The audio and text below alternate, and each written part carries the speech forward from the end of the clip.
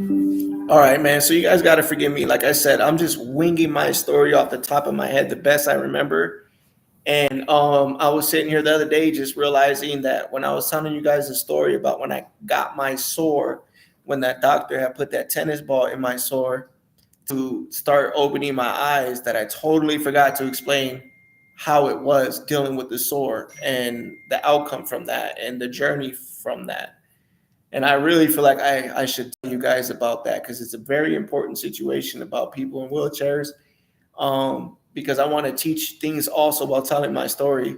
So if anybody ever needs somebody to hear this that's a quad or a paraplegic, feel free to show them. Feel free to have them reach out to me.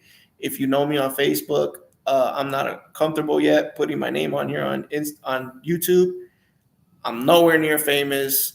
I don't know if it's possible, but anything is possible. So therefore, I'm scared to put my info and then who knows, blow up overnight, which probably won't happen. But if it does happen, just to be safe on it. But if you do know me, or I don't know if you, I'm not good with technology, honestly, but I don't know if you can write me on YouTube directly. But if you can and you want to and you need advice, go ahead, feel free. So when I got that hole in my hip that I was explaining to you guys, so we were living with my auntie who was the friend of the family, and I got this little thing that opened up that was probably no bigger than a penny, and because it got infected, like I told you guys, they had to dig out all this infection, and when they digged up all this infection, there was a big massive hole left in me, and it was scary, and they were explaining to me that they wanted it to close on its own, that it's better to close on its own. But after my injury, I lost a lot of weight because before my injury, I was thick. My mom always called me thick. I wore husky clothes, because that's how thick I was. But after my accident, I think I explained to you guys, and if I didn't, here's a recap, or here's what. When I first got injured, I woke up. I had a feeding tube in my nose. I couldn't eat. I had a breathing tube in my throat. This is the scar from the. I don't know if you can see it, but there's a little hole, that's from like I said, I had that one in my rib that was draining um, my fluid because I had fluid in my lungs. So, it was crazy when I first got injured. But anyways, so I had appetite issues when I first got, um, anyways, let me just give you a little bit. So I had appetite issues, so it was very hard for me to eat. So therefore, it was hard for me to gain weight. Still is kind of. And I was just so scared how I was going to get this hole closed, and it was huge. And so the first thing that they tried to do to get the hole closed was something called a womb vac. And a womb vac, unless you're familiar with it, it's a machine. It's a vacuum machine, and for wombs.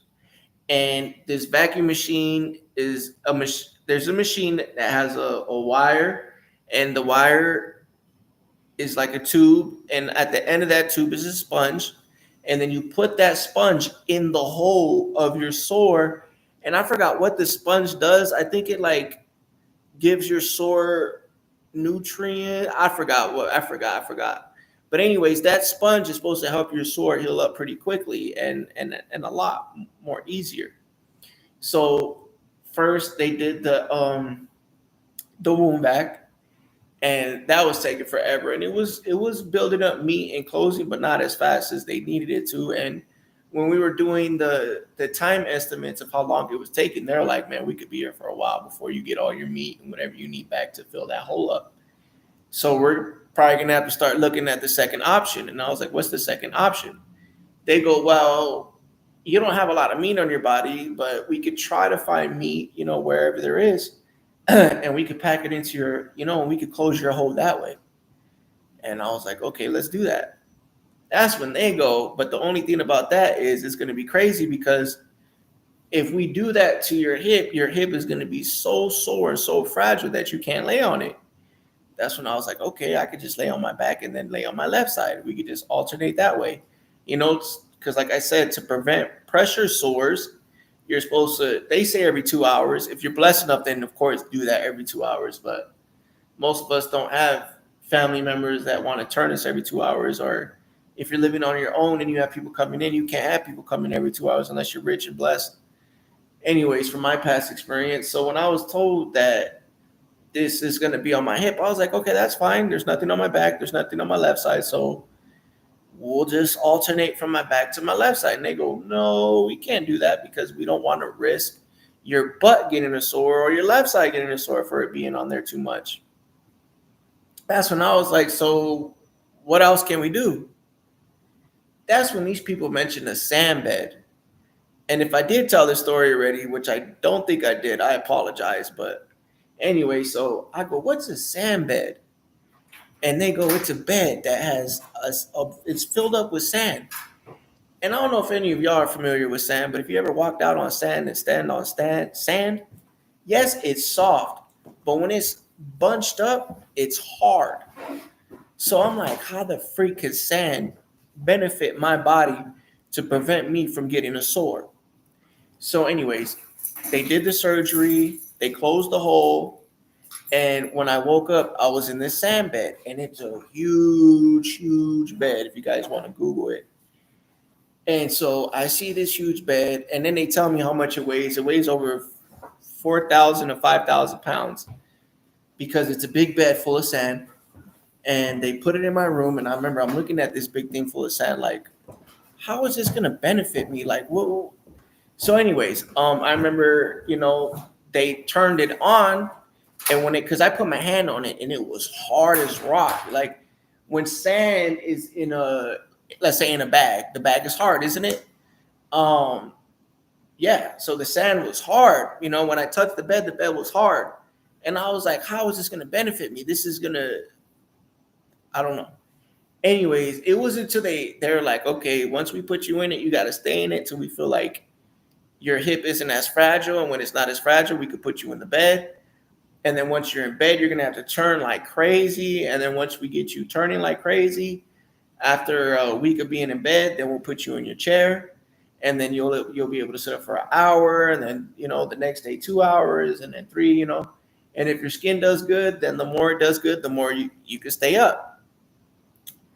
So I just remember when they turned, so I'm in the bed and I'm like, how is this bed going to benefit me from not getting any sores or anything? And then I remember the lady pressed the button. And when she pressed the button, this big ass bed that I'm in full of hard sand that's not making no noise, all of a sudden started making like a loud noise. And then as it was making this loud noise, I felt all this air coming from underneath me. And then once all this air started to kick up, it was crazy because I went from laying stiff on this hard sand to when the air came out, I could relate this to like a car with airbags. When the cars, and you got those, those hydraulics, I don't know. Anyway, so I just remember they turned the air on and I'm just like became lifeless, like I'm on a cloud or something. And it's just like, whoa, and it like a waterbed, but more sunken in and more when you lay this way, you sink in and you sink in this way. Like I felt pressure nowhere. And that's exactly what they want because that's what got me in there was a pressure sore. And they don't want me laying on anything with pressure because if you do, that's how you get other sores. So I'm like, man, how long am I going to have to stay in this bed? And I don't know how long it was, but it felt like forever. I couldn't lift up because when you try to lift up, there's no hard surface to help you lift up. I had a swing that had a hook, and I could pull myself up, but I could only hold myself up for so long. So, oh my gosh, it was so rough in that sand bed. And by the grace of God, after the time came, and that's another time where I was just watching movies after movies, because I think I explained this already. When I was first admitted into Loyola, when I was first injured and I couldn't move at all, and I was like, how am I going to get out of my head? Like I explained, this woman brought me a book of DVDs, and when I watched the DVDs, I was able to put myself in these DVDs. I was able to put myself in these settings, and it was so, it was needed. It was like a reset for me to do every day, like especially in the first hospital when I couldn't move at all. I always had to watch my movie to get me back normal, I'm with my people. One of the movies I loved was Mr. Deeds. And when I would watch it, I'm like, okay, I'm gonna be with Adam for 2 hours. We're gonna have our time. We're gonna get on that jet. You know what I mean? We're gonna help all those people at the end. I don't know, I'm weird, but it helped. So when I was in that sand bed, I think God knew that I needed that mental preparation or something to help the time go by because, and it's crazy how he works. Because I'm laying in the bed and my this man on my dad's side of the family, because when I first got injured, my dad's side of the family, they did come around at the beginning to the hospital to come see me every once in a while. I'll give him that. But anyways, so one of the men one of the men that are married to my aunt on my dad's side of the family, he was very tech savvy and he used to have a whole bunch of DVDs. So he had a booklet full of just DVDs and DVDs and DVDs and DVDs. So he reached out and he was like, "Hey man, I know you're stuck in that bed. Would you like, these DVDs to watch for the next however long you're in there? To hopefully the time will fly by." And I was like, please do. And he did. He brought me that booklet of DVDs, and that thing saved my life because every day I'm in the hospital in that bed, and I'm like, put a new movie on, please put a new movie on. And I just watched movie after movie, just praying and hoping I get out of this sand bed soon. And I did. And so I probably had the surgery. I know this all took like 6-7 months to get me from the surgery, from healed to released. And like I said, when I finally got out the bed is when they put me in the regular bed. And then I had to start doing an hour at a time. And the next week it was 2 hours. Then the next week it was 3 hours. But man, it was so rough in the beginning because like I said, I was so hard headed. So every time they were trying to teach me something, I didn't want to learn that much. And like, because of that, when I got that sore, it was so annoying. And thank God for my friends because like I keep explaining to you guys, every time you get admitted into the hospital, you find a group of people to hang out with. Like there's always, I don't know if they do that on purpose, like have a whole bunch of people coming at the same time around the same age. I feel like they do. They're very smart.